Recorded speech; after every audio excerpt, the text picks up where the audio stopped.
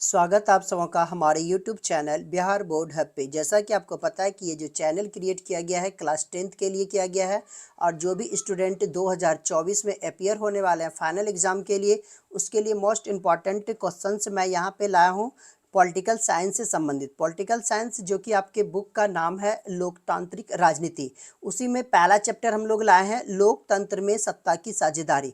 तो इसका मैं पार्ट 4 लाया हूँ, पार्ट 3 तक जो है मैं करा रखा हूँ। जो भी स्टूडेंट नहीं इसे देखे हैं तो इसे आप जो है प्लेलिस्ट का प्रयोग करके वहाँ से देख सकते हैं। और यहाँ पे जो ऑब्जेक्टिव्स को तैयारी कराई जा रही है व्याख्या के साथ कराई जाती है, यानी कि व्याख्या आप अगर ध्यानपूर्वक देखते हैं सुनते हैं तो आपको जो है कि क्वेश्चंस को समझने में आसानी होगी और याद भी आसानी से हो जाएगी। तो चलिए आज का हम लोग सेशन स्टार्ट करते हैं। आप लोग वीडियो को शुरू से लेके अंत तक देखें। अगर जो भी स्टूडेंट न्यू हो तो प्लीज़ सब्सक्राइब बटन को ओके कर दें, साथ ही साथ बेल आइकन दबाना ना भूलें, क्योंकि अगर आप बेल आइकन दबाते हैं तो आपका जो है क्विक नोटिफिकेशन आपके पास सबसे पहले पहुंचेगी और आप क्वेश्चंस को रिवाइज कर सकते हैं। ओके, तो चलिए पहला क्वेश्चन से स्टार्ट करते हैं इस सेशन का। कहता है कहाँ के कैथोलिक और प्रोटेस्टेंट के बीच आपसी सौहार्द बना हुआ है? आयरलैंड, नीदरलैंड, उत्तरी आयरलैंड या फिर कोई नहीं? तो राइट आंसर आपका नीदरलैंड हो जाएगा। इसके संदर्भ में हम लोग व्याख्या देख लेते हैं। देखिए नीदरलैंड जो है एक ईसाई बहुल देश है और ईसाई में ही जो है कि दो पंथ हैं, एक प्रोटेस्टेंट है एक कैथोलिक रूप में बटे हुए हैं, लेकिन दोनों में अमीर गरीब है, लेकिन भेदभाव यहाँ देखने के लिए नहीं मिलता है। यानी कि हम लोग कह सकते हैं इन दोनों के बीच में किसी भी प्रकार का कोई अंतर नहीं दिखाई देता है, इसलिए आपस में क्या बने हुए हैं? सौहार्द बना हुआ है। दूसरे क्वेश्चंस की ओर बढ़ते हम लोग। उत्तरी आयरलैंड किसका हिस्सा है? ग्रेट ब्रिटेन का है, मैक्सिको का है, बेल्जियम का है या फिर अमेरिका का है? तो राइट आंसर आपका ग्रेट ब्रिटेन हो जाएगा। इसके संदर्भ में हम लोग व्याख्या देख लेते हैं। देखिए उत्तरी आयरलैंड जो है ये ग्रेट ब्रिटेन का हिस्सा है और यहाँ पे आए दिन हिंसा, जातीय कटुता और राजनीतिक टकराव होते रहता है। यहाँ पे 53% जो है प्रोटेस्टेंट हैं और 44% कैथोलिकों का दबदबा है। तो यहाँ पे कैथोलिक की ओर से नेशनलिस्ट पार्टी काम करती है और इसकी मांग है कि इस उत्तरी आयरलैंड को आयरलैंड में मिला लिया जाए। ये कैथोलिकों का कहना है, जो मुख्यतः कैथोलिक बाहुल्य है। ओके, लेकिन प्रोटेस्टेंट के लोग जो हैं इसके जो प्रतिनिधि हैं ये हैं यूनियनिस्ट पार्टी करते हैं और ये मतलब ब्रिटेन के साथ रहने के पक्षधर है। यानी कि एक पार्टी चाहती है ब्रिटेन के साथ रहना, एक पार्टी चाहती है आयरलैंड के साथ रहना, इसलिए दोनों के बीच में टकराव होता है। इस टकराव में क्या होता है, काफ़ी लोग मारे भी गए हैं। चूँकि ब्रिटेन में इसलिए वो मिलना चाहते हैं क्योंकि ब्रिटेन में अभी प्रोटेस्टेंट की संख्या ज़्यादा है, इसलिए वो चाहते हैं इस प्रकार से। लेकिन आगे चल के 1998 ईस्वी में दोनों के बीच में समझौता हुआ और आंदोलन बंद हुआ और शांतिपूर्वक सभी रहने को अग्रसर हुए। तो इस प्रकार हम लोग कह सकते हैं कि उत्तरी आयरलैंड का जो अंत हुआ सुखद अंत हुआ था। चलिए नेक्स्ट क्वेश्चन की ओर बढ़ते हैं हम लोग। युगोस्लाविया में विभाजन का आधार क्या था? धर्म था, जाति था, ए एवं बी दोनों था, क्षेत्रीय विभाजन था? लेकिन राइट आंसर हो जाएगा आपका सी, ए एवं बी दोनों था, धर्म एवं जाति था। लेकिन देखिए युगोस्लाविया में अंत तक जो है इसका किसी भी प्रकार का समाधान नहीं निकल पाया, इसलिए वहाँ युगोस्लाविया कई भागों में बंट चुका है। नेक्स्ट है विभाजन के निर्धारक तत्व कौन कौन से हैं? स्व अस्तित्व है, समुदाय या क्षेत्र विशेष है, सरकार का रूप है या फिर सभी है? तो राइट आंसर आपका सभी हो जाएगा। इसकी व्याख्या हम लोग कर लेते हैं। देखिए लोग जो होते हैं ना किसी भी देश के, तो वो चाहता है कि अपना स्व अस्तित्व बनाए रखना है और उसमें क्या होता है क्या, एक राष्ट्रीय चेतना के अलावा उपराष्ट्रीय चेतना होती है। उपराष्ट्रीय चेतना होता है क्या, जैसे हम बिहारी हैं, बंगाली हैं, मराठियन हैं, है ना, इस प्रकार का तमिल हैं आदि उपराष्ट्रीय चेतना को दर्शाता है।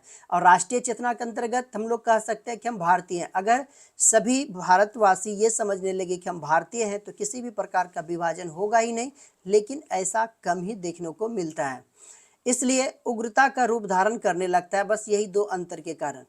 उसके बाद दूसरी बात कहता है कि राजनीतिक दल जो होते हैं ये समुदाय क्षेत्र विशेष की मांग को किस प्रकार से उठाते हैं, उग्र रूप से उठाते हैं या शांतिपूर्वक उठाते हैं, इस पर वो निर्भर करता है विभाजन का।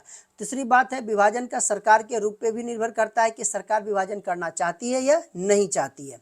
तो इस प्रकार से सामाजिक विभाजन का आधार ये 3 हैं जिसके माध्यम से क्या हो जाता है, विभाजन होता है। नेक्स्ट क्वेश्चन है पेशे पर आधारित सामुदायिक व्यवस्था क्या कहलाती है, व्यापारी, जाति, विभाजन, रीति रिवाज। तो राइट आंसर हो जाएगा आपका जाति, राइट आंसर हो जाएगा। चलिए इसके संदर्भ में व्याख्या हम लोग देख लेते हैं। देखिए पेशे पे आधारित सामुदायिक व्यवस्था को क्या कहते हैं, जाति कहते हैं। और जब यही चीज़ मतलब जातीयता की जो व्यवस्था होती है ये अस्थाई हो जाती है तो ये श्रम विभाजन का अतिवादी रूप कहलाती है। मतलब इसका कहने का मतलब है कि अगर इस जाति के लोग बढ़ई हैं तो आगे आने वाला जनरेशन भी वही काम करेगा। तो इसकी पहचान क्या होने लगती है, एक अलग समुदाय के रूप में होने लगती है और सभी व्यक्तियों का जो भी मिलता जुलता पेशा एक जैसा लगने लगता है। और ये लोग शादी विवाह हो गया, खान पान हो गया, यानी किसी भी प्रकार का आयोजन हुआ तो सब अपने ही समुदाय में करना पसंद करते हैं। नेक्स्ट क्वेश्चन है वर्ण व्यवस्था की संख्या कितनी है, 1 2 3 4। तो वर्ण व्यवस्था की संख्या हो जाएगी आपको 4।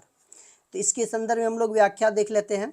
देखिए हिंदुओं में वर्ण व्यवस्था जो बताया गया है ये 4 हैं। एक है ब्राह्मण, क्षत्रिय, वैश्य और शूद्र। ये क्रमानुसार व्यवस्थित किया गया है। ओके, शुरू में यह व्यवस्था जो था श्रम आधारित था। मतलब श्रम का मतलब है कि आप अगर एक ही परिवार के हैं, एक ही परिवार के 4 बच्चे हैं, 1 2 3 4, अगर एक पढ़ना लिखना जानता है तो वो ब्राह्मण हो जाएगा, युद्ध कौशल उसको महारत है तो क्षत्रिय हो जाएगा, अगर वो व्यापारी है तो वो क्या कहला जाएगा, वैश्य कहला जाएगा, अगर वो किसी के घर में काम वगैरह करना चाहता है तो वो क्या कहला जाएगा, शूद्र कहला जाएगा, यह शूद्र होगा।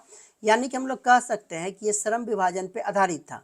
और इसके अलावा आपस में ही खान पान वगैरह करते थे, शादी विवाह भी करते थे। लेकिन आगे चलकर ये व्यवस्था क्या हो गया, काफ़ी कठिन हो गया, अस्थाई हो गया।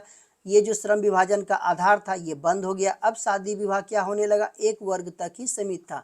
मतलब लोगों का कहना था कि हम ब्राह्मण हैं तो ब्राह्मण क्षेत्र में ही रहेंगे, क्षत्रिय हैं तो क्षत्रिय क्षेत्र में ही रहेंगे। मतलब अब किसी भी प्रकार का आदान प्रदान होना बंद हो गया है। नेक्स्ट क्वेश्चन है वर्ण व्यवस्था के निचले जातियों को क्या कहा जाता है, अंत्यज, मजदूर वर्ग, वर्ग विहीन, समाज विहीन। तो राइट आंसर हो जाएगा अंत्यज।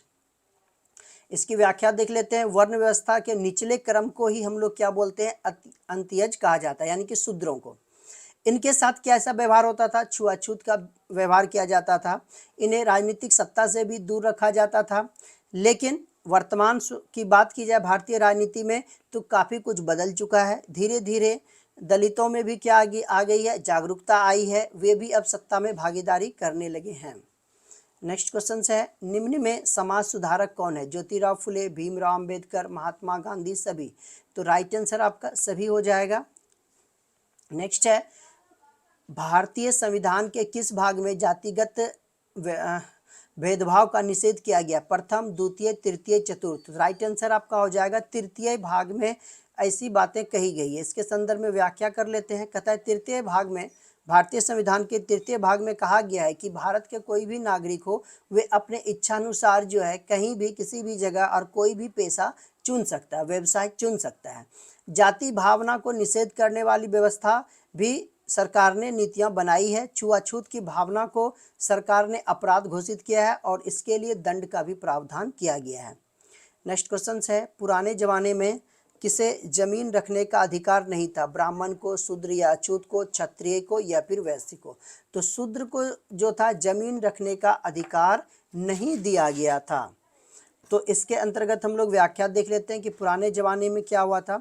तो शूद्रों को जमीन रखने का अधिकार नहीं था, ना ही वे शिक्षा हासिल कर सकते थे, ना ही बड़ों के घर में जा सकते थे, ना ही मंदिरों में प्रवेश कर सकते थे। इस प्रकार के रीति रिवाज बना हुआ था शूद्रों के साथ।